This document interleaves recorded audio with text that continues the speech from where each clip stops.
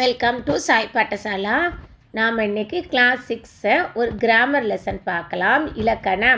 இலக்கணம் இயல் 1 தமிழ் எழுத்துக்களின் வகையும் தொகையும். இது என்னென்னா, உலகில் உள்ள ஒவ்வொரு பொருளையும் மனிதன் உற்று நோக்கினான், அவற்றின் இயல்புகளை அறிந்து கொண்டான். இவ்வாறு மொழியையும் ஆழ்ந்து கவனித்தான். மொழியை எவ்வாறு பேசவும் எழுதவும் வேண்டும் என்பதை வரையறை செய்தான். அந்த வரையறைகளை இலக்கணம் எனப்படும். கிராமர் அப்படின்னா என்ன அப்படின்னு சொல்லியிருக்காங்க. மனுஷங்க உலகத்தில் இருக்கிற ஒவ்வொரு பொருளையும் அவங்க பார்க்குறாங்க, அதனுடைய நேச்சர் என்னன்னு புரிஞ்சுக்கிறாங்க. அதே மாதிரி தான் நம்ம லாங்குவேஜ் அப்படிங்கிறத ரொம்ப ஆழமாக கவனிக்கிறாங்க, லாங்குவேஜை பேசுகிறாங்க, எழுதுகிறாங்க. இதை தான் இலக்கணம்னு நம்ம சொல்கிறோம். தமிழ் மொழியில் மொத்தம் எத்தனை இலக்கணங்கள் இருக்குது அப்படின்னா, தமிழ் மொழியின் இலக்கண வகைகள் 5. எழுத்து இலக்கணம், சொல் இலக்கணம், பொருள் இலக்கணம், யாப்பு இலக்கணம், அணி இலக்கணம்.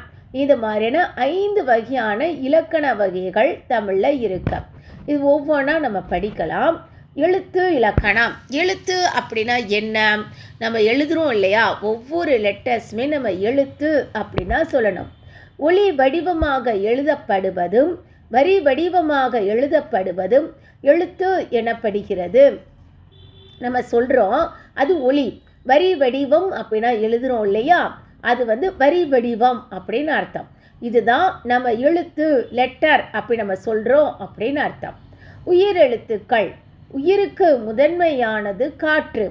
இயல்பாக காற்று வெளிப்படும் போது உயிர் எழுத்துக்கள் பிறக்கின்றன. வாயை திறத்தல், உதடுகளை விரித்தல், உதடுகளை குவித்தல் ஆகிய எளிய செயல்பாடுகளால் அ முதல் ஔ வரையுள்ள 12 உயிர் எழுத்துக்களும் பிறக்கின்றன. நம்மளோட உயிருக்கு என்ன வேணும்? காற்று வேணும் இல்லையா? நம்ம இயல்பாக காற்றை நம்ம வாயிலேருந்து வெளியில் வர்றப்போ பிறக்கிறதுக்கு பேர் உயிரெழுத்துக்கள் அப்படின்னு நம்ம சொல்லுவோம்.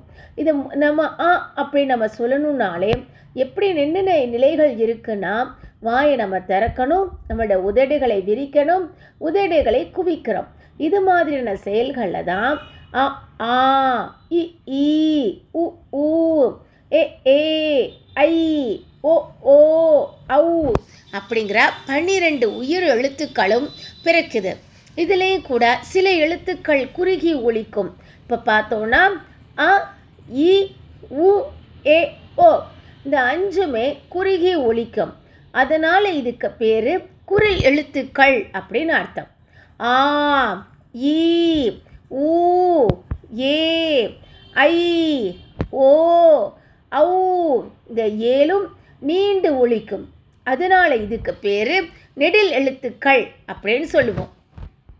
குறுகிய ஒலிக்குது இல்லையா, இந்த 5 எழுத்துக்கள், இந்த 5மே அதாவது அ இ உ ஏ, இது குரில் எழுத்துக்கள் அப்படி சொல்லணும்.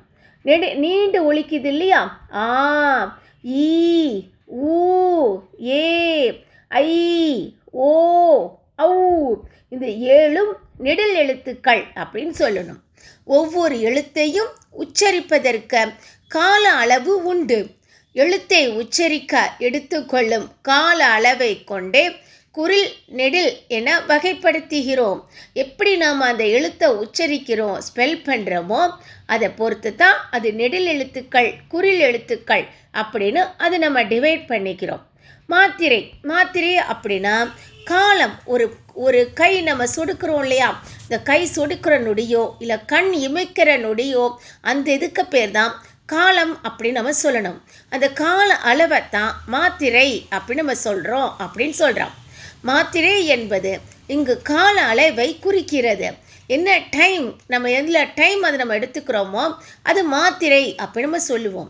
ஒரு மாத்திரை என்பது ஒரு முறை கண் இமைக்கவோ ஒரு முறை கை நொடிக்கவோ ஆகும் கால அளவாகும். ஒரு தடவை நம்ம கண் இமைச்சிட்டானாலோ இல்லை கை நொடிச்சிட்டானாலோ அதுக்கு பேர் ஒரு காலம் அப்படின்னு நம்ம எடுத்துக்கணும்.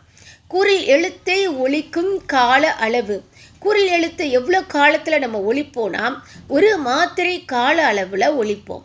நெடில் எழுத்தை ஒலிக்கும் கால அளவு 2 மாத்திரை. நெடில் எழுத்தை ஒலிக்கிற கால அளவு 2 மாத்திரை கால அளவில் ஒலிக்கணும் அப்படின்னு அர்த்தம்.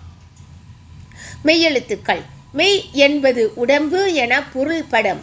மெய் எழுத்துக்களை ஒலிக்க உடல் இயக்கத்தின் பங்கு இன்றியமையாதது. இக்கு, இங்கு, இச்சு, இஞ்சு, இட்டு, இன்னு, இத்து, இந்து, இப்பு, இம்மு, ஈ, இர், இல், இவ், இல், இல், இர், இன் ஆகிய 18 மெய் எழுத்துக்கள் ஆகும். இந்த 18மே நமக்கு மெய் எழுத்துக்கள் அப்படின்னு நம்ம சொல்லலாம். மெய் எழுத்துக்களை நம்ம எப்படி டிவைட் பண்ணிக்கிறோன்னா வல்லினம், மெல்லினம், இடையினம் அப்படின்னு நம்ம டிவைட் பண்ணிக்கிறோம். வல்லின எழுத்துக்கள் என்னன்னா இக்கு, இச்சு, இட்டு, இத்து, இப்பு, இர். இது 5மே வல்லின எழுத்துக்கள் அப்படின்னு அந்த 6 வல்லின எழுத்துக்கள். மெல்லின எழுத்துக்கள் இஞ்சு, இஞ்சு, இன்னு, இந்து, இம்மு, இன்னு. இந்த 6 மெல்லின எழுத்துக்கள். இடையினம் எழுத்துக்கள் இ, இர், இல், இவ், இல், இல். இது 6மே இடையினம். மெய் எழுத்துக்கள் ஒலிக்கிற கால அளவு அரை மாத்திரை அளவுக்கு தான் நம்ம அதை ஒலிக்கணும். இப்போது வல்லினம், மெல்லினம், இடையினம் எப்படி நம்ம அதை டிவைட் பண்ணிக்கிறோம் அப்படின்னா இந்த எதெல்லாம் வன்மையாக அதாவது ரொம்ப ஸ்ட்ராங்காக ஒலிக்குதோ அதெல்லாம் வல்லின எழுத்துக்கள். இக்கு, இச்சு, இட்டு, இத்து, இப்பு, இரு. இந்த 6ம் ரொம்ப ஸ்ட்ராங்காக ஒலிக்கிறோமா, அதனால இந்த 6ம் வல்லின எழுத்துக்களாக சொல்கிறோம். இஞ்சு, இஞ்சு, இன்னு, இன்னு, இம்மு, இன்னு. இந்த 6ம் மென்மையாக ஒலிக்கிறோமா, அதனால இது மெல்லின எழுத்துக்கள் ஆயிடுச்சு. ஈ, இர், இல், இவ், இல், இல். இந்த 6ம் நம்ம ரொம்ப வன்மையாகவும் இல்லாமல் மென்மையாகவும் இல்லாமல் மெல்லம் 2த்துக்கும் நடுவில் ஒலிக்கிறோமா, அதனால இதுக்கு பேர் இடையினம் அப்படி சொல்கிறோன்னு அர்த்தம். உயிர்மை. அடுத்து என்ன டாபிக் பார்க்க போகிறோன்னா உயிர்மை. மெய் எழுத்துக்கள் 18உடன் உயிரெழுத்துக்கள் 12ம் சேர்வதால் தோன்றும் 216 எழுத்துக்களும் உயிர்மை எழுத்துக்கள் ஆகும். இப்போ நம்ம மெய் எழுத்துக்களான இக்கு ப்ளஸ் ஆ இதோட சேர்ந்துச்சுன்னா க அப்படின்னு வரும். இக்கு ப்ளஸ் ஆ, கா அப்படி சொல்கிறோமா. இப்படி ஒவ்வொரு லெட்டர்ஸாக நம்ம சேர்த்து பார்த்தோன்னா டோட்டல் நமக்கு 216 எழுத்துக்கள் வரணும். அது உயிர்மை எழுத்துக்கள் அப்படி நம்ம சொல்லணும். மெய்யுடன் உயிர்க்குறில் சேர்ந்தால் உயிர்மை குறில் தோன்றுகிறது. மெய்யுடன் உயிர் நெடில் சேர்ந்தால் உயிர்மை நெடில் தோன்றுகிறது. ஆகவே உயிர்மை எழுத்துக்களையும் உயிர்மை குறில், உயிர்மை நெடில் என வகைப்படுத்தலாம். உயிர்மை எழுத்துக்களை நாம் மறுபடியும் உயிர்மை குறில், உயிர்மை நெடில் அப்படின்னு நம்ம வகைப்படுத்திக்கலாம் அப்படின்னு சொல்கிறோன்னு அர்த்தம். ஆயுத எழுத்து. தமிழ் மொழியில் உயிர், மெய், உயிர்மை எழுத்துக்கள் தவிர தனி எழுத்து ஒன்றும் உள்ளது. அது அக்கு என்னும் ஆயுத எழுத்தாகும். அக்கண்ணா போடுறோம் இல்லையா, 3 டாட் வச்சு போடுறோம்ல, அதான் அக்கண்ணா. அந்த எழுத்தை ஆயுத எழுத்து அப்படின்னு நம்ம சொல்லணும்னு அர்த்தம். ஆயுத எழுத்தை ஒலிக்க ஆகும் கால அளவு அரை மாத்திரை. அரை மாத்திரை மட்டும்தான் நம்ம அதை எழுதுறதுக்கான கால அளவு வரும். ஓகே, இதுதான் இந்த லெசன், இலக்கணத்தினுடைய ஃபஸ்ட் லெசன். இதுதான் என்னுடைய சேனல் சாய் பாட்டசாலா. ஷேர் பண்ணுங்கள், சப்ஸ்கிரைப் பண்ணுங்கள், கீழே கமெண்ட் பண்ணுங்கள். தேங்க்யூ.